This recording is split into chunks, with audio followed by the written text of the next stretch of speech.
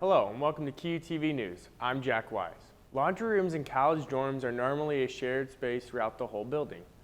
When sharing a laundry room with people, sometimes it can be hard to find an open dryer or washer. In Willer Hall, you are expected to share 5 washers and dryers with around 100 other people.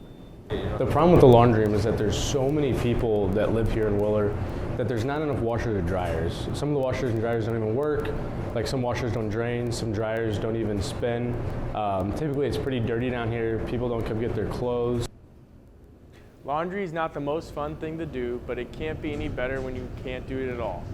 Whether it's broken machines or not enough of them, it seems that something must change to fix this problem.